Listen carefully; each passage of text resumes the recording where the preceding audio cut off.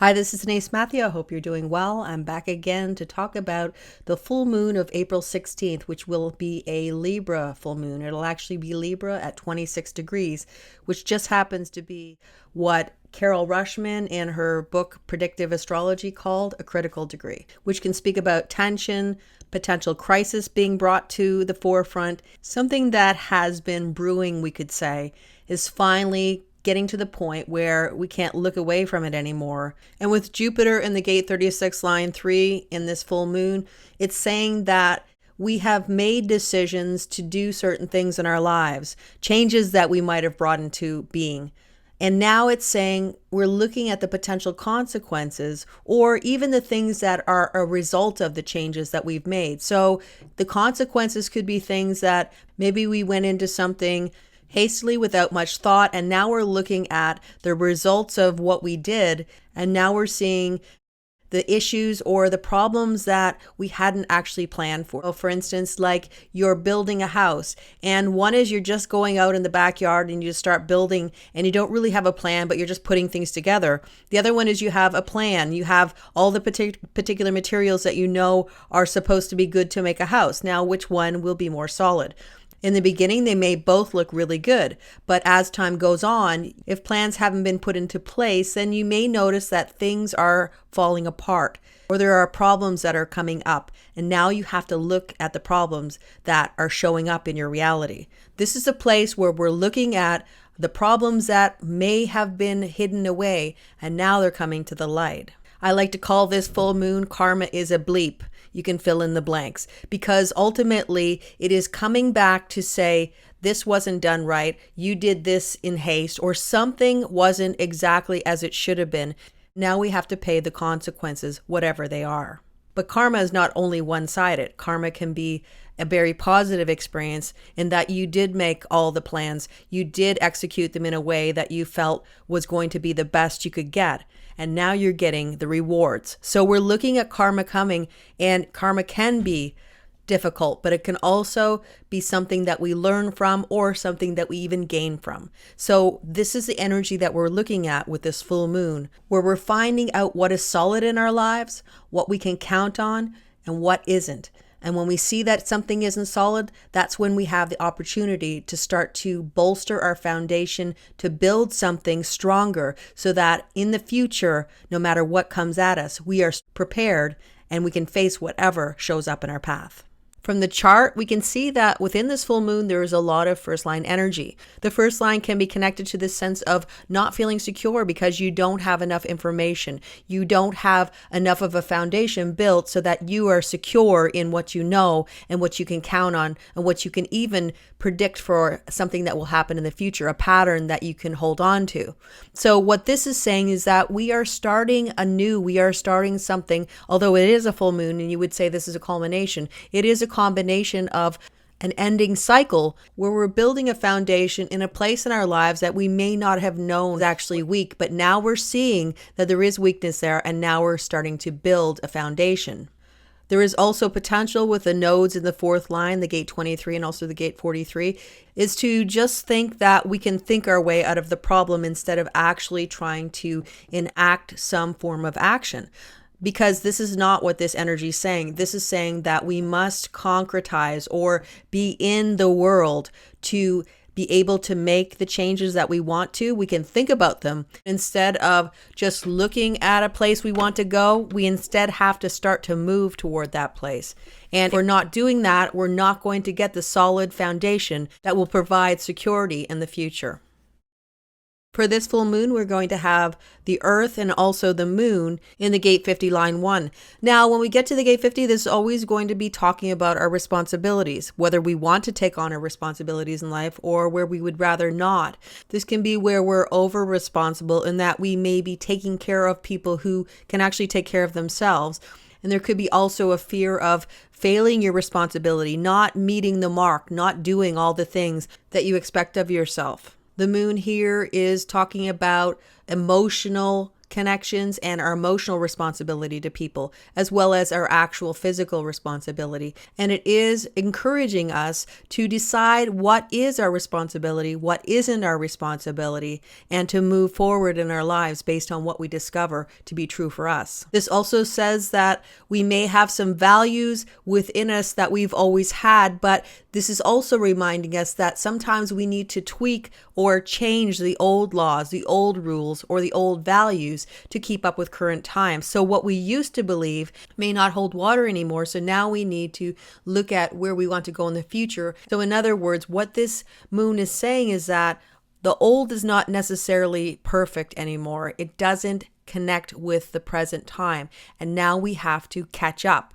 And how do we do that? Well, we have to change, refine, and reconfigure old ways of thinking and old beliefs. And how we do that is through the gate 3, where the sun is right now. The gate 3 is difficult in the beginning, which means that when we are bringing brand new and innovative ways of thinking into the collective, it takes some effort and time and really proving that it is valuable before people will adopt what you have to say or the changes that you want to bring into being. And that could be in your life, in your relationships, or anything that you feel needs to be changed. And yet keep in mind that this change will take time, effort, resilience, and a stick with it attitude for it to actually come into being.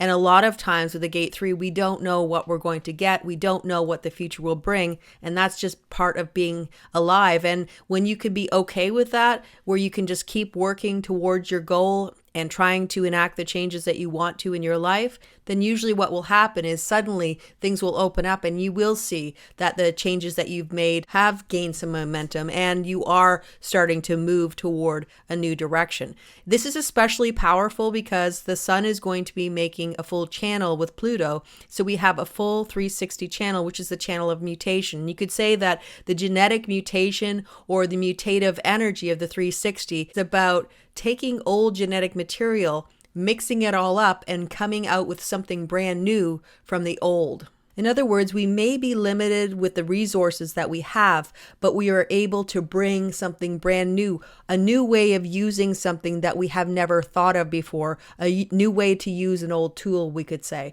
And that's the kind of energy that this is bringing in with this particular full moon. It's no mistake that Venus is bringing us into the gate 63, line 1, composure, but this is also where we are looking at the spiral of life, the beginning of a new cycle. And it makes a lot of sense because the sun just finished transiting the gate 42 before it went into the gate 50, and now we have a full moon, which means that we are taking the lessons that we learned from the closing cycles of the gate 42, and we're looking at where we can build a new cycle and new momentum going into the future. Venus in the gate 63 line 1 is talking about finding our own answers, discovering the truth for ourselves and not depending on anybody else unless we have discovered it ourselves as well. What is true and solid in our relationships? What is true and solid in the money we make, the jobs we do? And how can we build on that going forward into the future? Mercury in the gate 24 line 4 is building on the concept of having our own counsel on what is true for us and what isn't. What is our inner knowing telling us? The reason why we want to be a hermit, you could say, or be away from the world is because we don't want to be influenced. We want to be able to get our inner knowing based on what we know inside, our intuitive hits, and not be influenced by anybody else. And that's why this energy is saying, take your time to decide what is true for you. And it really does build on the gate 63, this whole idea of being suspicious about what's happening and understanding that unless you have discovered it for yourself, it may not be true. This is creativity potential that comes when you are alone, as if it's a muse that only comes when everybody else is gone. Mars in the gate 55 is talking about this concept of distrust, but the distrust that comes here is when you are acting in a way where you might be muting who you are to fit in. But what can happen when you do that, when you stop being the authentic version of yourself so that people will accept you, then that is when they begin to distrust you because they can almost see through the veneer of the persona that you're trying to put across that is not necessarily who you truly are. When you allow yourself to have the freedom to express yourself authentically, then that is when you have people trusting you because they see all sides of you instead of one particular version that is trying to look good, be nice, be all the right things. Now more than ever is a time to allow all versions of who you truly are to be out in the light. And when you do, that is when people accept you for who you are, and they'll trust you for who you are as well.